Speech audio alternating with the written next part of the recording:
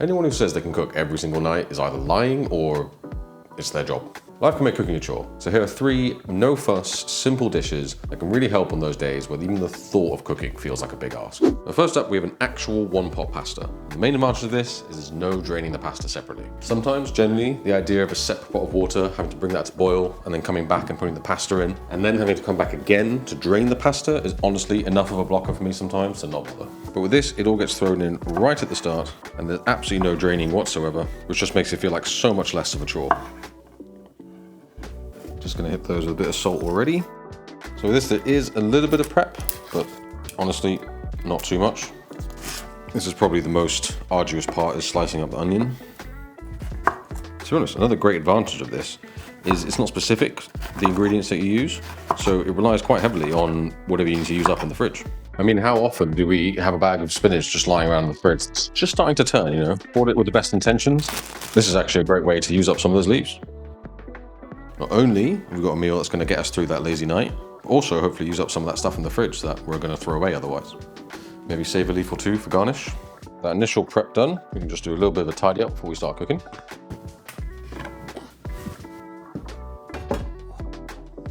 So for the actual cooking of this, it's what I said. It's everything in the pan right at the start. Got your pasta of choice. I've gone linguine. Doesn't quite fit, don't worry. As it softens, it will fall in, so not a problem there. Tomatoes, I think they're quite key.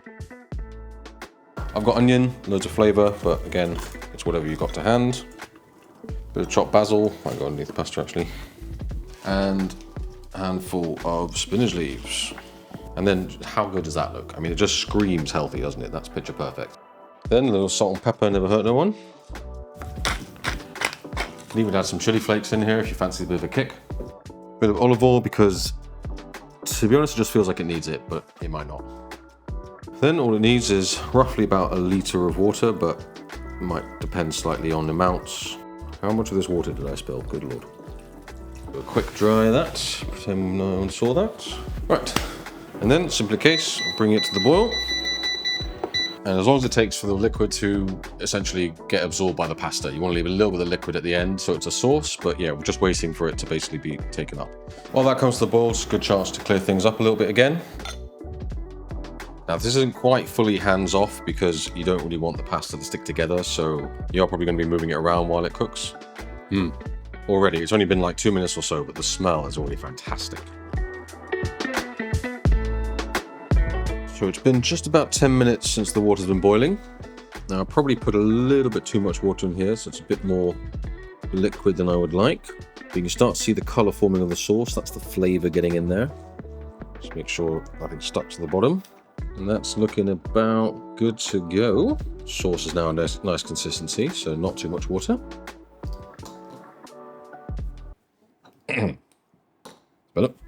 Then before we serve this up, I'm just going to add in a bit of Parmesan cheese directly straight into the... Helps thicken up, a bit more flavour, bit of saltiness. And come on, who doesn't like Parmesan cheese with pasta? Nobody asked me how much I actually added in because, I'll be honest, I have no idea. I just broke off a piece of my Parmesan, but go with your gut. Get that nicely mixed in. Oh yeah, that smells good. And we're going to serve this up. Okay, you got your pasta. First things first, get yourself a nice bowl. Drop it in. And I think a bit more pepper is good. Finish it off with a bit of basil garnish. Could even throw on a little bit of lemon zest or lemon juice. I'm actually going for a touch of balsamic vinegar, just drizzled over.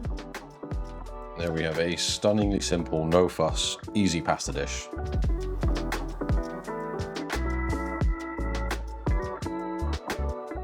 Next up is a dream combo, chicken, tomato and rice. It works so good for leftovers, it's even better the next day sometimes.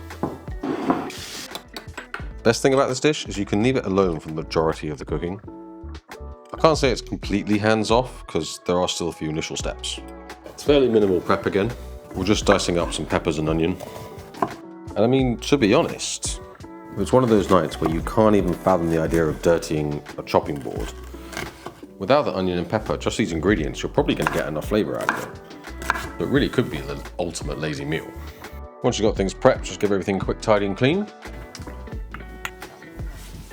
We're going to start with the chicken. Skin on is the name of the game here. You can find any that are boneless, that is absolutely ideal, but here I can't seem to find any ones I can get are skinless and boneless. So I'm just going to remove the the bone beforehand, just to make life a bit easier for myself. Be very careful as you're doing this, don't want to cut yourself. There we go. Save that for a stock and all that jazz. Put a comment down below about how many times you're actually bothered to make stock. I'm not saying it's not worth doing, I'm just being realistic about how many times we actually do it.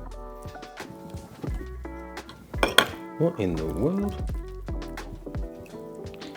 There we go. Right, I take it back. That was so fiddly. Leave them in, get the extra flavor, deal with it later. Not worth it. Right, once you've sorted that, chuck them into a bowl. Then we're gonna give these guys a little bit of flavor with some paprika, cumin, dried oregano, and some onion powder. Bit of salt and pepper, that's good for the soul. And then a bit of olive oil just to help everything get mixed together. And let that all get coated and fully blended. Give yourself a large pan or Dutch oven. Trust me, you're gonna wanna make a lot of this. Now the key here is gonna start things cold. We're gonna lay the chicken skin side down in the cold pan, and we're gonna render out that fat to get lots of flavor, which is gonna help with the overall dish. The rendered fat helps with flavor, and I love the texture of that crispy skin. Starting it cold just helps maximize that rendering. I know it's tempting to move it, but just try and let it sit for as long as possible. You'll start to see the fat coming out, and that skin is just gonna constantly crisp up and get golden. It's gonna be perfect. Really need new tongs, but definitely need new tongs. And look how much fat is already releasing. In our 8 minutes, start to take a look. Should see the skin's coming off pretty easily, so nothing's sticking. There's a nice color in there now. Beautiful. Cook the other side for a couple of minutes. Don't worry about cooking them completely through because they'll finish in the pan later. After about another 5 minutes on the other side, they're about nearly cooked through. So we'll take them off the pan. Look at all the juices and chicken fat left in there. Can't tell me there's not going to be flavor. Whew. In goes our onions and peppers. No harm in a bit more salt as well. And these are going to cook in that fat and soften the sweat down for about 7 minutes. They're going to take on all that color, all that flavor from the fat. It's going to be a great base. These tongs are useless. I'm going to switch something else. Trusty shoehorn spatula. Scrape up any bit of that chicken that's been stuck to the pan. All that is extra flavor. And once they start to go soft, I've minced some garlic this time, about 3 or 4 cloves. And then pretty quickly after, we're adding in tomato paste. So many tomato dishes benefit so much from this tomato paste. It's a very intense flavor and it just releases such good stuff. I'm gonna cook that off for about a minute, just to take off the edge. And then we want about 200 grams of long grain rice. Basmati rice will do fine.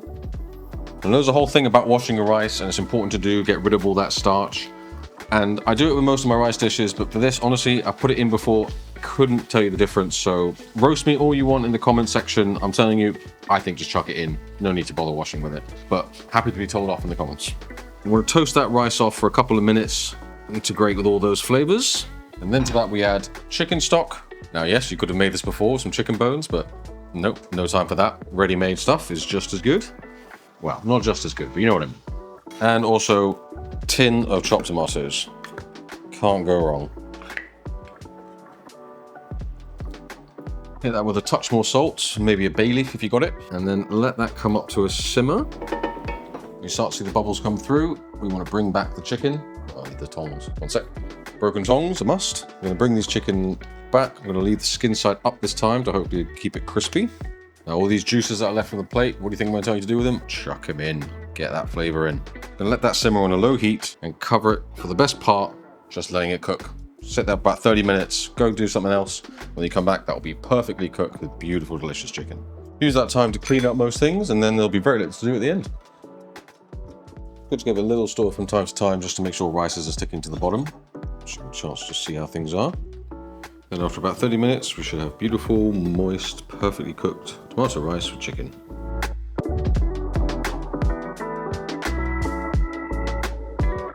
Just chiming in here for a sec, because I had a slight mic issue and that the battery died. Remember to recharge your battery, kids. As applicable to filming as life in general, wouldn't you say? Anyway, what I was saying here was I took it off the heat a little early, so the rice hadn't quite absorbed all the liquid, but oh man, let me tell you, when I had it reheated the next day, it was actually perfect then. Texturally so good. Right, thanks for listening to this little interjection. On to the next one. And lastly, we've got a real crowd pleaser. Tacos are always popular. To avoid the fuss of all the individual components, let's just do a skillet version. And then it's all in one pot. And it looks great with all the melted cheese and comes together really easily.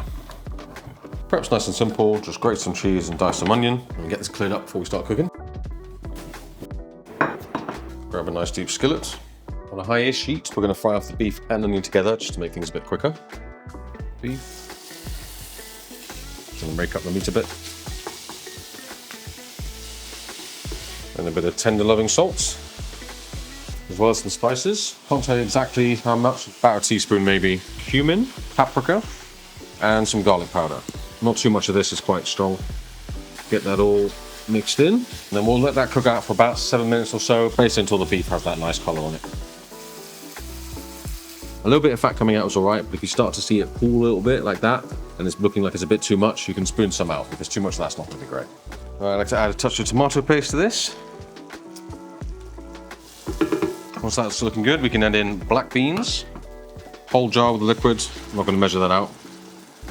And probably most people want to do salsa. I quite like diced tomatoes, so doing that.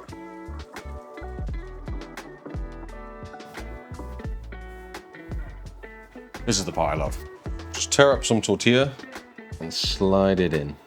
Try and layer it in a nice pattern. Make it something different, you know? A little bit like a lazy lasagna. Tortillas soak up all the flavor. I find it tastes great. Gently let that warm for just a couple of minutes. Then it's basically done. All we've got to do left is top with cheese. And if you've got a grill, now's a great time to use that to really get that cheese melted. If not, it's in the oven for about 10 minutes or as long as it takes for that cheese to melt. I think we could do more cheese. There we are. No sense skimping on the cheese, am I right?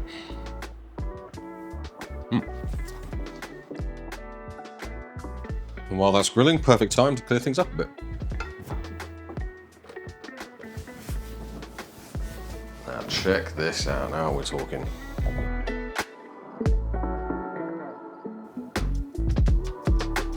And you can throw on here your favorite toppings, maybe some guacamole or just smashed avocado. Definitely I'm doing some green onions and a nice big dollop of sour cream in the middle. Beautiful. Probably want to throw in some cilantro, or in my case, parsley. Now how good does that look? Come on. Comes together really quickly, very little effort, it's all in the same pan. Definitely one I'd do if I'm looking for a no-fuss meal.